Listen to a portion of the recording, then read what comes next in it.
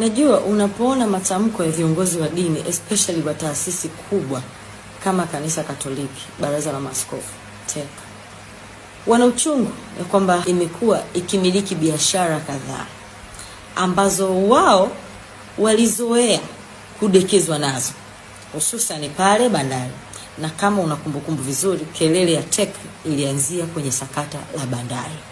TEC walishiriki kupotosha, TEC walishiriki kumdiscourage rais kumweka msimamizi mwingine wa bandari.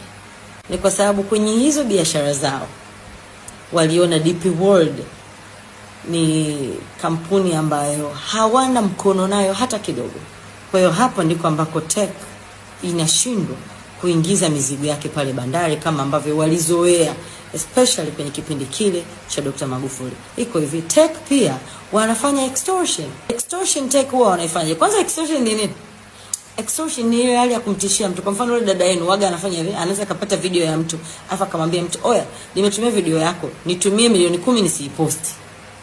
Hiyo ndio extortion, yani kumtishia mtu. Extortion ya TEC iko tofauti kidogo na hii anayofanyaga dada yenu. TEC wanataka serikali kabla haijaamua jambo lolote lile ambalo linaweza likawagusa wao kwa mbali au likawagusa watu ambao wao wana maslahi yao, serikali waite mezani, iwape bahasha kadhaa ili wao sasa waende wakalihubiri lile jambo kana kwamba limetoka kwa Roho Mtakatifu. Yani unataka kujua kila siri ya serikali kwa sababu tu ni taasisi ya dini. Mwasawi, serikali haina dini. Na hii nchi sio ya dini yoyote. Sisi ni non-secular state.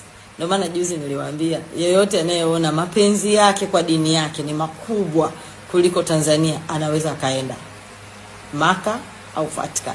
Kwa hiyo kama hizo bahasha hazitembei, lazima utasikia matamko kama haya. Mnanielewa vizuri eh? Na kwa nini wao wanafanya hivi? Ni kwa sababu wao wana waumini wanasali pale kanisani kila Jumapili. Kwa hiyo wana uwezo wa kumtumia Roho Mtakatifu kwenye maagizo yao na matamko yao yoyote vile wanavyotaka wao.